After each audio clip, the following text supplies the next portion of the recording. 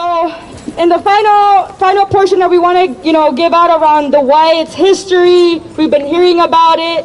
We just want to, finalize this and make a statement, right, that we're here. We'll keep coming back, and we're going to, keep this up until, until what happens? Until we? Shut down. Exactly. Okay. So we talked about Jason Wright, who was detained in this facility and was killed by the Wyatt Detention Center. Jason's death in 2008 inside this facility caused ICE to end its contract with the Wyatt that same year and remove over 150 people from the Wyatt because they knew this facility was dangerous. A few months after Jason's death, Daniel Cooney, the then chairman for the Wyatt, publicly told the media he wanted ICE to return people to the Wyatt due to the loss of income. Sounds familiar, right? He publicly stated to the media, frankly, I'm looking at it like I'm running a Motel 6. I don't care if it's Guantanamo Bay. We want to fill the beds.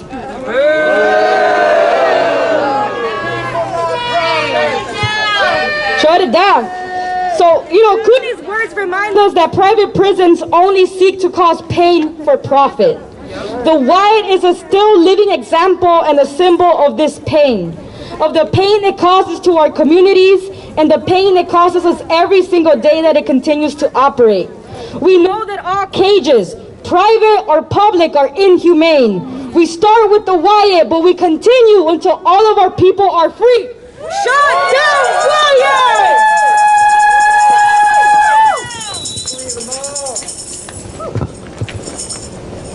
Bueno, ahora la versión en español. Para los que están adentro, si nos escuchan, esta detención no es nuevo, tiene antecedentes. La muerte de Jason en 2008 dentro de esta instalación hizo que ICE terminara su contrato con Wyatt. Ese mismo año retiraron a más de 150 personas de Wyatt porque sabían que esta instalación era peligrosa. Unos meses después de la muerte de Jason, Daniel Cooney, el entonces presidente Wyatt, dijo públicamente a los medios que quería que ICE devolviera a la gente al Wyatt debido a la pérdida de ingresos, como siempre el dinero ante la vida, ¿no? Él declaró públicamente,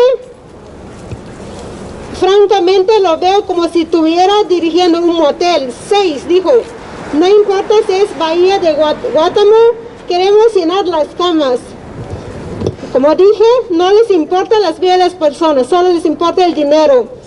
Las palabras de Cooney nos recuerdan que las prisiones privadas solo buscan causar dolor con fines de lucro. El Wyatt es un ejemplo vivo y un símbolo de este dolor. El dolor que causa nuestras comunidades y el dolor que nos causa todos los días que sigue funcionando. Sabemos que todas las jaulas, privadas o públicas, son inhumanas. Comenzamos con Wyatt, pero continuamos hasta que toda nuestra gente está libre. Seremos el Wyatt. Seremos el Wyatt. Bueno, en este momento vamos a dejar el espacio para Jessica Vega, que es también una de las liderazas y una persona que siempre ha estado aquí apoyando nuestra lucha. Yeah, this moment is for Jessica Vega. We're going to let her to speak about this issue that's affecting our community. Hi everyone, thank you so much for being here today. I think that having a protest on election day is very fitting, considering everything that's happening in our community. I just want to say that as our city continues to grow and prosper, just looking across the street, having our home stadium here, we don't have any room left for facilities like Wyatt in our community. We don't have any room for intolerance in our community. And I hope everyone here didn't just come out to protest, but also went out to vote earlier. Now, I'm not naive in thinking that voting solves all our issues, because clearly we've had decades and decades of politicians who promise us things but don't deliver. However, it is a step forward. It also takes collective action like the one you're taking today. So I'm going to keep this short and sweet, and thank you all for being here. And I hope, and I'm glad, Kata and everyone who's part of Amon, who continues to keep the Wyatt in the forefront, who continues to remind us in the community surrounding us that this is still an issue here in our community, that we still have undocumented people who haven't committed a crime besides wanting better for themselves and for their families. So it takes collective action, it takes voting, and it takes year-round action. So thank you all for being here, and I appreciate you all so much. I do have to get back to the polls, but thank you, and do not stop coming, do not stop showing up, not only for yourselves, for your community. And Black and brown lives matter. Thank you.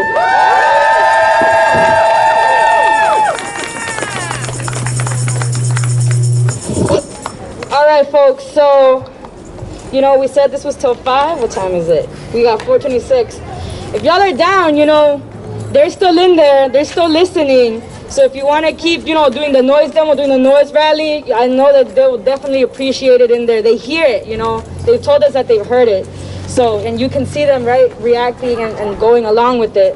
So we want to keep it up, you know, for 30 more minutes, definitely. Also know that on the other side, like across the street, right, there are also folks there. So like I said, you know, if we want to do 2 groups and make sure that both folks, like both sides listen to us, that'll be great. But yeah, thank y'all so much for coming out.